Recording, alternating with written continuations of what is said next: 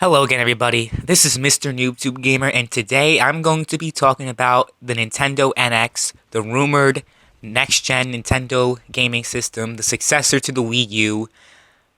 And honestly, I've said a lot of bad things about this system. I'm sure a lot of people are aware about that. I've said a lot of bad things about Nintendo as a whole. But there are a few new rumored things about the NX that I want to go over, and I want to share my thoughts and see what you guys think. So the name of this source is, I guess, goes by the alias of Gino. This is this individual slash group has said numerous things in the past about the NX, and they came out with a whole bunch of new things. So the first piece of news or rumor, and this is all alleged, right? Take this with a grain of salt, so don't think this is definite. This is, absolutely going to happen, because there have been a lot of rumors about, next generation systems that just haven't come to fruition or just turned out to be bogus.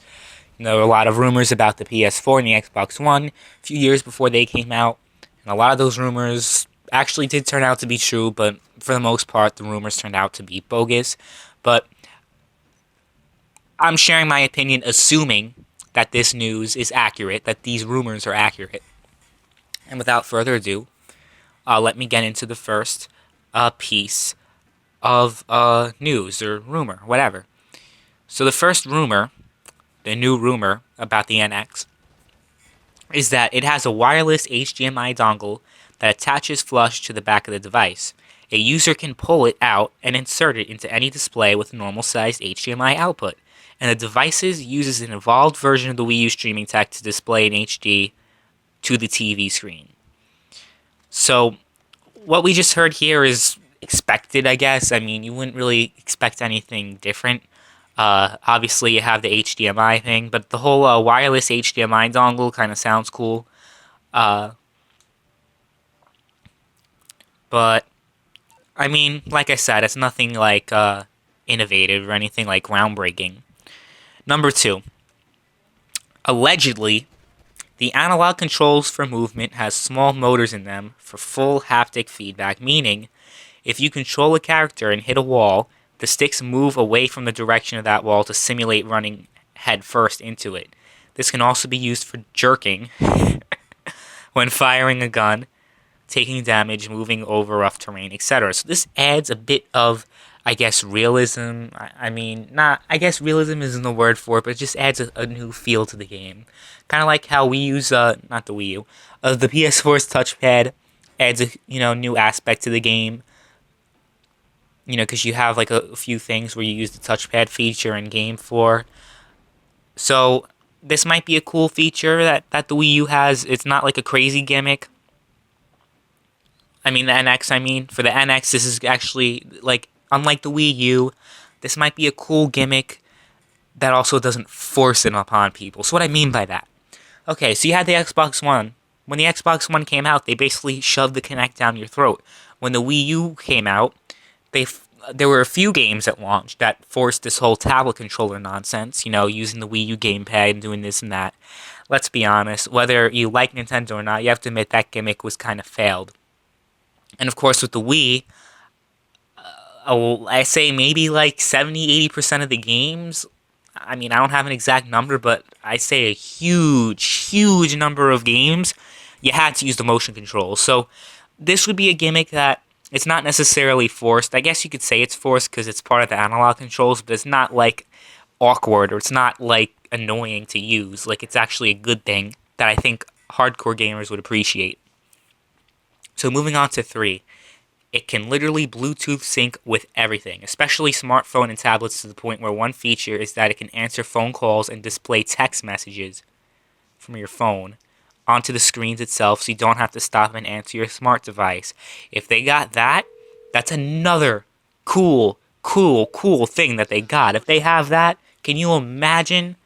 Damn, that would just be really cool. Because if you're in the middle of gaming and, your phone rings and you have to, like, sometimes there are games where, like, you have to like pause the game, or you can't pause the game because you're online, and it's very complicated switching between your phone and your console.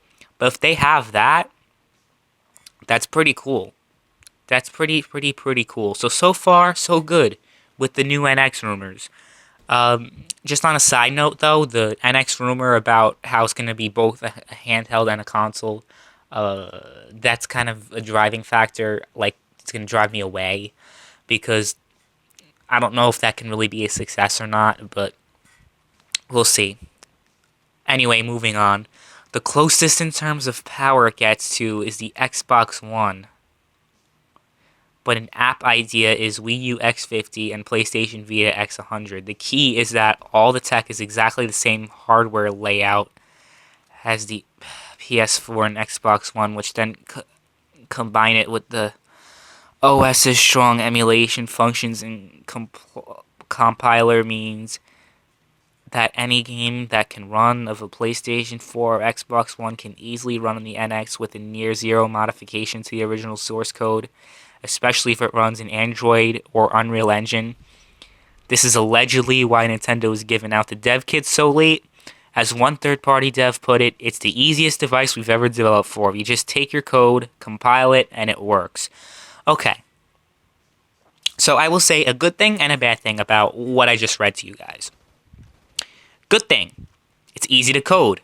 More games will be coming out. It'll be a lot easier. It'll be a lot less costly for the developers to make a game for the system. So that in itself might mean that there will be a lot more games released on the NX than the Wii U. Possibly. But on the other hand, a bad thing is that they say that it's close to the Xbox One in power. Now, people might be asking me this. MrNoobTubeGamer, didn't you say that the PS4 and the Xbox One are powerful enough? That they're fine. They don't need to be any more powerful. The PC, isn't that much better than the PS4 or Xbox One. Yes, I did say that. But we're at the point where Nintendo is always one step behind the competition. So what I mean by that is that the Wii U was released in 2012, but yet is running on 2005, 2006 hardware. The Wii, released in 2006, running on 1999 hardware. I mean, before that, the graphics gap wasn't too big of a deal. The Genesis and the Super Nintendo. The N64 and PlayStation was a little noticeable, but not to the point where it was like leagues different in terms of graphical capabilities. The only really thing that drove the N64 from the PlayStation 1 in terms of, graphical capabilities and the whole, quality of games was the fact that the Nintendo 64 took cartridges and the PlayStation 1 took discs. So that was really the only thing that made the PlayStation stronger, I think, in terms of graphics. Because in terms of, actual graphical power, they were similar to each other. It's just that the PlayStation, their games had a lot more in them. Especially their exclusives. Crash Bandicoot, those first three Crash games, you could do so much with that. They were some of the best games I've ever played in my life. Anyway, I know I'm kind of rambling on here. But I just think it's not a good move if they're going to have it similar to power to the Xbox One and PlayStation 4, especially since they say it's going to be closer to the Xbox One, because the Xbox One, the whole resolution gate issue and all these other problems, I'm not saying I necessarily personally care about graphics, to the point where if it's not 1440p 60 frames per second or 1080p 60 frames per second, I'm not going to play, the game's unplayable. I'm not one of those people. Honestly, I'm sure people know what I think about those kinds of people. I've made countless videos about those kinds of people. But, I don't know, I just think it wouldn't work out too well for them. I mean, we'll see. It could be a hit. It could be a miss. I don't know. I just think it would be best for Nintendo if maybe they wait another 2 years. Maybe a year before the PlayStation 5 comes out. They have even better technology You know what I mean? Like, if they have the same graphics as the PS4 and Xbox One, I don't know if that's a good thing. I mean, I know it's ultimately Nintendo trying to cut costs, but I think it would work better if Nintendo sold their systems at a loss. And why do I say that? It's because, okay, you have all these features that I've listed so far. That would attract a lot of people. There would be more games coming to the NX due to its easy to program functionality. We have all these special attractions, like the thumbstick, having these things where like it feels more realistic. Uh, you have the amazing Bluetooth functionality, among with other things. So if you attract that to the hardcore audience, but at the same time have it where the graphical capabilities are that of an Xbox One in 2016, I don't know. I don't think it would work too well. But anyway, I've kind of gotten into this too much. I mean, a lot of people are going to disagree with me. That's fine. But I'm going to move on. Number 5. Look to Pokemon Go to get the idea of the type of social features that will be in the NX that will take multiplayer AR and the Street Pass concept to a whole new level. I can't really share my complete thoughts because they're not really too specific. It's kind of a vague leak, I guess, or like a rumor. It's very vague. But honestly, if multiplayer is better, if their whole online is better on the NX than it has been on the Wii U, and especially the Wii. We have games that have no voice chat, like Splatoon. You have all these games that don't, really. The whole online infrastructure that the Wii U currently has does not attract hardcore audiences, because it seems like that's what Nintendo's trying to do. They're trying to attract the hardcore market. But anyway, like I said, hopefully they do that. And if the Nintendo Network, for the next generation doesn't have pay subscription, that's going to be a huge bonus for them. Huge. Absolutely huge. That's instantly going to make people buy Nintendo instead. Like I said, the whole thing with the graphics still lagging behind the new systems or being that of the same as the new systems is kind of disheartening. Assuming it's true, because you never know. Because they had all these leaks about the PS4 and Xbox One specs, and a lot of it turned out to be inaccurate. Namely, the CPU rumors, they turned out to be bogus. A lot of them, at least. But anyway, it's besides the point. And here's the last new rumor from a quote-unquote reliable source. Of course, I will link the article in the description in case anybody wants to read it or thinks I'm just pulling up information out of my asshole. Here's the last one.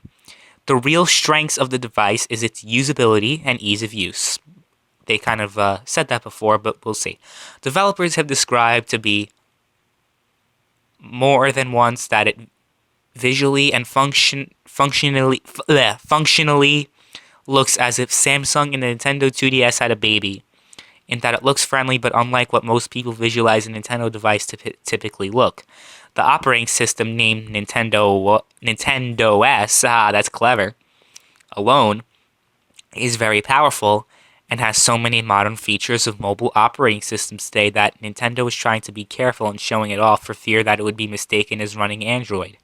It also has a very strong networking functions as it ties into multiple devices and services, allowing a very competent and pervasive ecosystem designed to constantly involve the consumer's lives. Sounds like a whole bunch of, it sounds cool, but like I said, you don't really know a lot about it, so it could be hit or miss for a lot of people. But anyway, those are the new rumors about the NX. What are my final thoughts?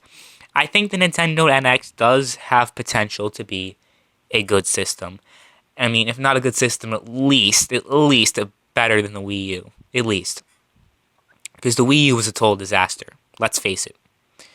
But in terms of that, I think Nintendo hopefully changes. Because if they don't change, I don't know how much longer Nintendo's got, to be honest. I know they have money in the bank, they have this and they have that. But I think they really, really, really need to step their game up. Because as much as I personally don't like Nintendo's first-party library, there are a lot of people who do, and if you have Nintendo's first-party games in conjunction with huge third-party games, you have potential to have a very, very successful system.